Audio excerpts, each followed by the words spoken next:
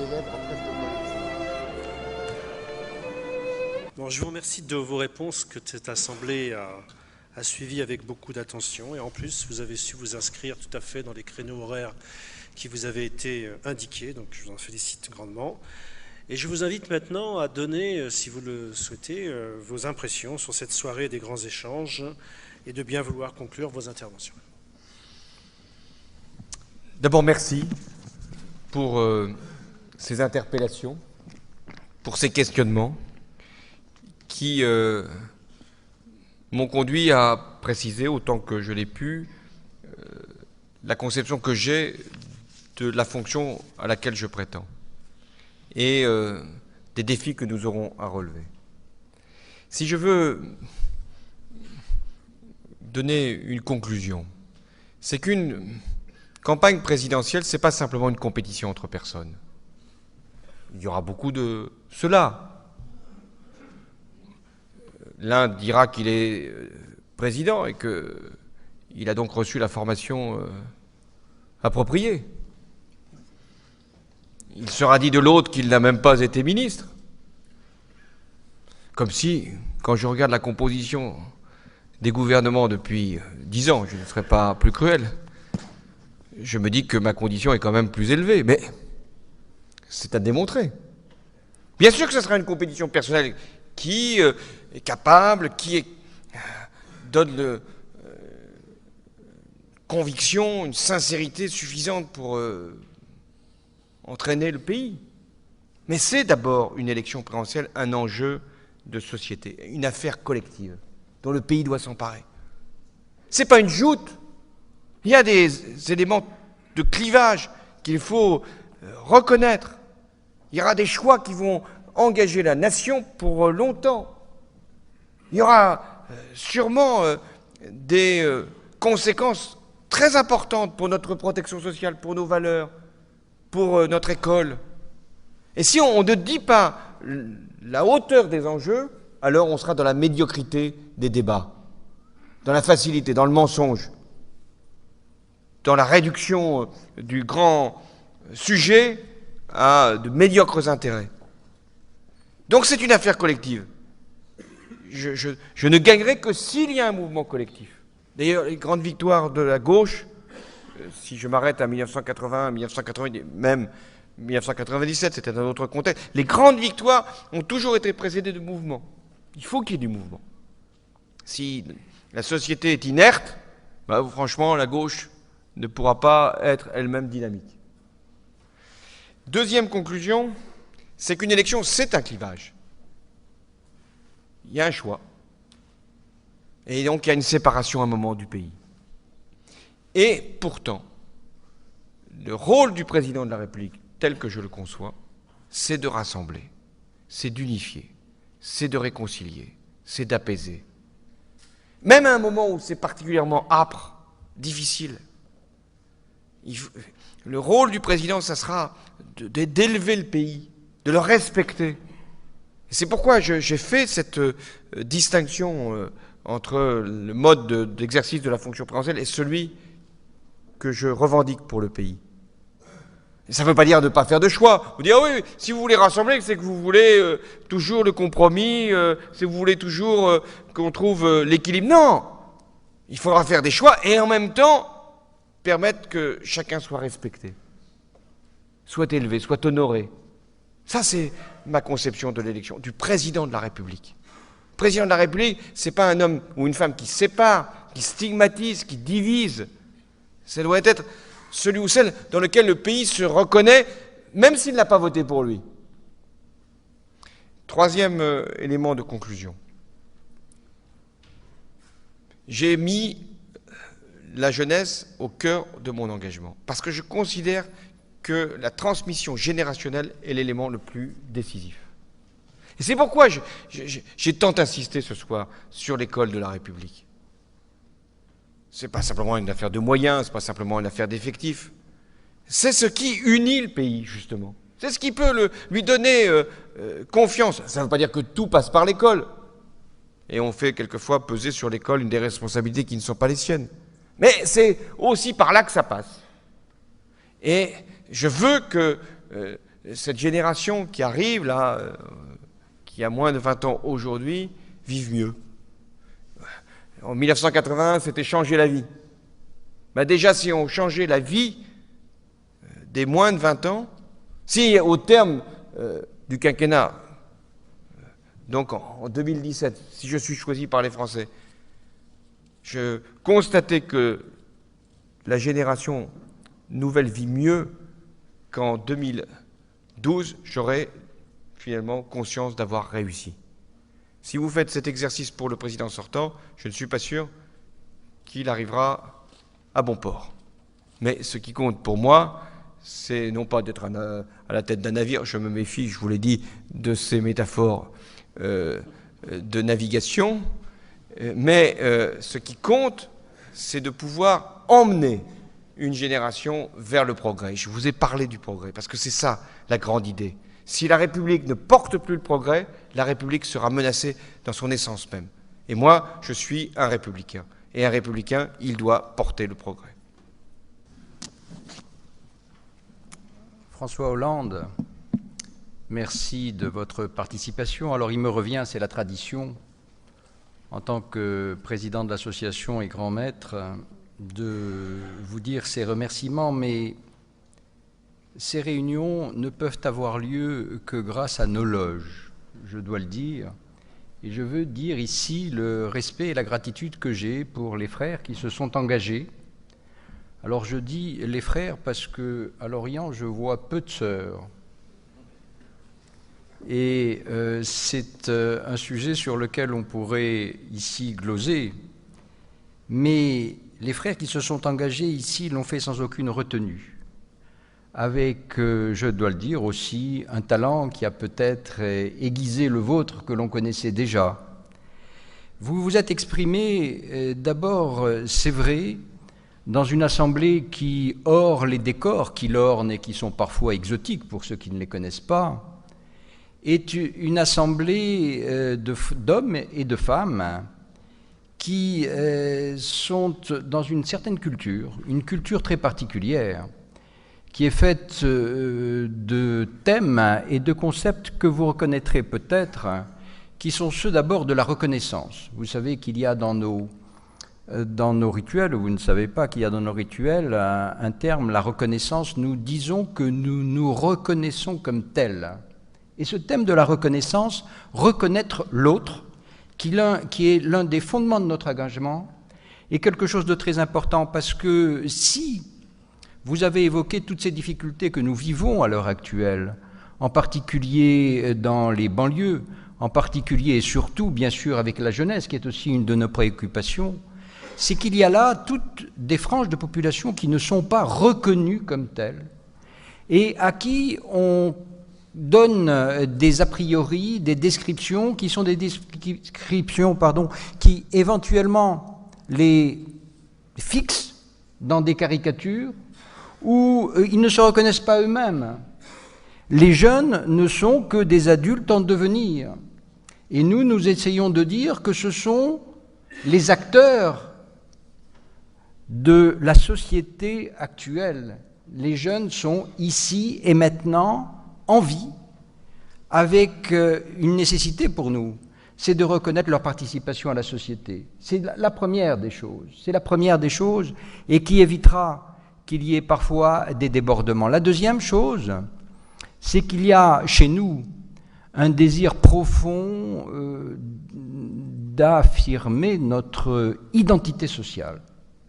Ce terme d'identité sociale qui est dans la recherche des révoltes au-delà de la Méditerranée, c'est aussi la recherche d'une légitimité que l'on retrouve à l'intérieur de la République, que l'on devrait retrouver à la République, et qui est souvent niée à l'heure actuelle. Le citoyen, vous l'avez dit, mais nous l'affirmons ici, disparaît devant des impératifs. Et ça, c'est une des problématiques de la laïcité. Parce que c'est vrai qu'on a entendu dire qu'il y avait des cléricatures et que certaines cléricatures étaient plus légitimes que d'autres, qu'il y avait un certain nombre de spiritualités qui étaient plus légitimes que d'autres. On oublie que Jean Jaurès, en 1885, disait déjà que la plus grande chose qu'il y a au monde, c'est la liberté souveraine de l'esprit. L'esprit ne se mesure pas à l'aune des religions, et quand l'on dit que l'instituteur est moins légitime peut-être dans la société que le religieux, on peut se poser un certain nombre de questions, mais d'autres questions arrivent qu'on n'a pas trop évoquées. C'est celle d'autres cléricatures qui sont les cléricatures de l'argent. Et quand l'on voit dans certains pays, en Italie, M. Monti, pour ne pas le nommer, en Grèce, M. Papademos, à la BCE, des hommes qui sortent de chez Goldman Sachs, on peut le dire, qui ont été des salariés pendant longtemps d'une banque qui pourtant s'est trouvée à l'origine de notre crise, on est quand même fondé à se poser un certain nombre de questions sur ces cléricatures maintenant qui font de l'argent une mystique. On ne l'a pas peut-être suffisamment évoqué ici. Remettre l'argent au rôle d'outil et non pas de fin, c'est quelque chose qui nous tient à cœur et qui nous oblige parfois de sortir des discours qui sont des discours qu'on nous dit utopiques, simplement parce que nous sommes dans une obligation de système qui nous contraignent et où la liberté que vous avez évoquée est parfois la dernière des choses. Autre chose, enfin, pour terminer, qui nous, ici, nous tient à cœur, c'est le sentiment que vous avez évoqué avec d'autres mots d'une dette sociale. Nous avons, au Grand Orient de France, et en général dans la franc-maçonnerie, le sentiment que nous avons une dette sociale dans la mesure où nous disposons d'un savoir, qui est un savoir acquis dans nos loges, et donc d'un pouvoir, parce qu'on en revient finalement à votre conclusion, la conclusion c'est celle du pouvoir. Et nous avons un certain pouvoir, et que nous avons aussi le sentiment qu'il est moral de le dire à un moment. Il est moral de l'exercer.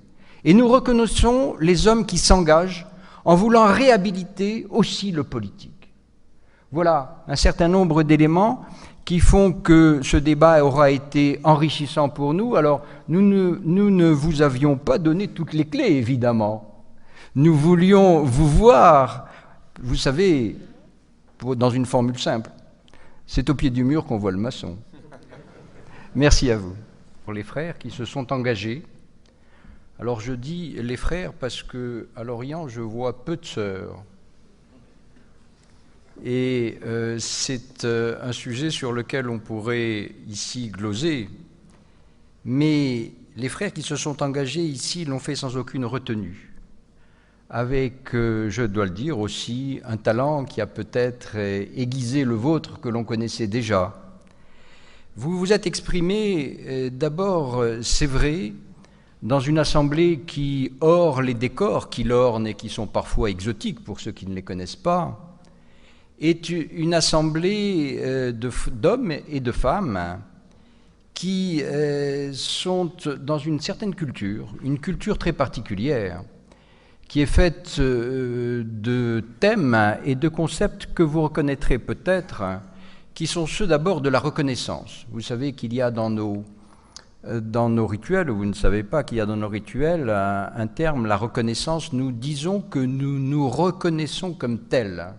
Et ce thème de la reconnaissance, reconnaître l'autre, qui est l'un des fondements de notre engagement, est quelque chose de très important parce que si vous avez évoqué toutes ces difficultés que nous vivons à l'heure actuelle, en particulier dans les banlieues, en particulier et surtout, bien sûr, avec la jeunesse, qui est aussi une de nos préoccupations, c'est qu'il y a là toutes des franges de population qui ne sont pas reconnues comme telles et à qui on donne des a priori, des descriptions qui sont des descriptions qui éventuellement les fixent dans des caricatures où ils ne se reconnaissent pas eux-mêmes.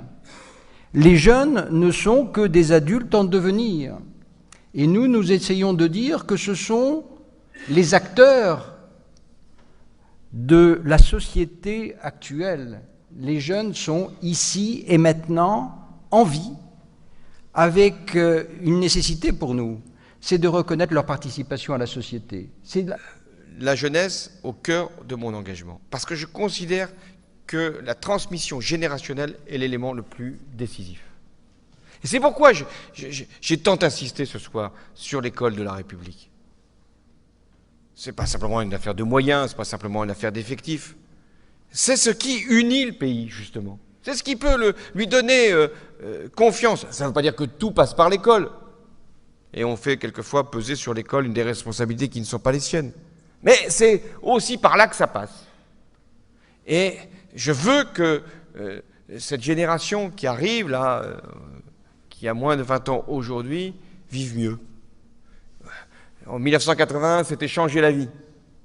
Ben déjà, si on changeait la vie des moins de 20 ans, si au terme du quinquennat, donc en 2017, si je suis choisi par les Français, je constatais que la génération nouvelle vit mieux qu'en 2012, j'aurais finalement conscience d'avoir réussi.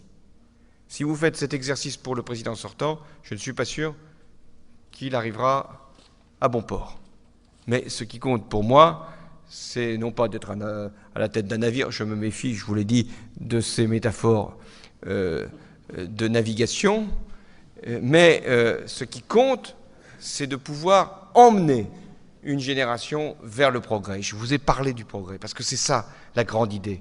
Si la République ne porte plus le progrès, la République sera menacée dans son essence même. Et moi, je suis un républicain. Et un républicain, il doit porter le progrès. François Hollande, merci de votre participation. Alors il me revient, c'est la tradition, en tant que président de l'association et grand maître, de vous dire ces remerciements, mais ces réunions ne peuvent avoir lieu que grâce à nos loges, je dois le dire. Et je veux dire ici le respect et la gratitude que j'ai pour... Très importante pour notre protection sociale, pour nos valeurs, pour notre école. Et si on ne dit pas la hauteur des enjeux, alors on sera dans la médiocrité des débats, dans la facilité, dans le mensonge, dans la réduction du grand sujet à de médiocres intérêts. Donc c'est une affaire collective. Je ne gagnerai que s'il y a un mouvement collectif. D'ailleurs, les grandes victoires de la gauche, si je m'arrête à 1980, 1990, même 1997, c'était un autre contexte, les grandes victoires ont toujours été précédées de mouvements. Il faut qu'il y ait du mouvement. Si la société est inerte, bah, franchement, la gauche ne pourra pas être elle-même dynamique. Deuxième conclusion, c'est qu'une élection, c'est un clivage. Il y a un choix. Et donc, il y a une séparation à un moment du pays. Et pourtant, le rôle du président de la République, tel que je le conçois, c'est de rassembler, c'est d'unifier, c'est de réconcilier, c'est d'apaiser. Même à un moment où c'est particulièrement âpre, difficile, le rôle du président, ça sera d'élever le pays, de le respecter. Et c'est pourquoi j'ai fait cette distinction entre le mode d'exercice de la fonction présidentielle et celui que je revendique pour le pays. Et ça ne veut pas dire de ne pas faire de choix. Vous dire, ah oui, si vous voulez rassembler, c'est que vous voulez toujours le compromis, si vous voulez toujours qu'on trouve l'équilibre. Non! Il faudra faire des choix et en même temps permettre que chacun soit respecté, soit élevé, soit honoré. Ça, c'est ma conception de l'élection, du président de la République. Le président de la République, ce n'est pas un homme ou une femme qui sépare, qui stigmatise, qui divise. Ça doit être celui ou celle dans lequel le pays se reconnaît, même s'il n'a pas voté pour lui. Troisième élément de conclusion. J'ai mis... Les lèvres en presque Bon, je vous remercie de vos réponses que cette Assemblée a suivies avec beaucoup d'attention. Et en plus, vous avez su vous inscrire tout à fait dans les créneaux horaires qui vous avaient été indiqués. Donc, je vous en félicite grandement. Et je vous invite maintenant à donner, si vous le souhaitez, vos impressions sur cette soirée des grands échanges et de bien vouloir conclure vos interventions. D'abord, merci pour ces interpellations, pour ces questionnements qui m'ont conduit à préciser, autant que je l'ai pu, la conception que j'ai de la fonction à laquelle je prétends et des défis que nous aurons à relever. Si je veux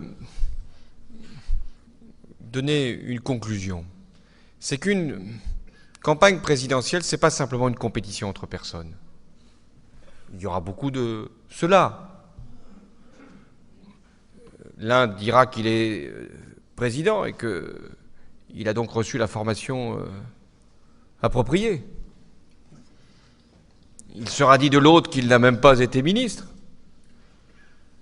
Comme si, quand je regarde la composition des gouvernements depuis 10 ans, je ne serais pas plus cruel, je me dis que ma condition est quand même plus élevée. Mais c'est à démontrer. Bien sûr que ce sera une compétition personnelle qui est capable, donne conviction, une sincérité suffisante pour entraîner le pays.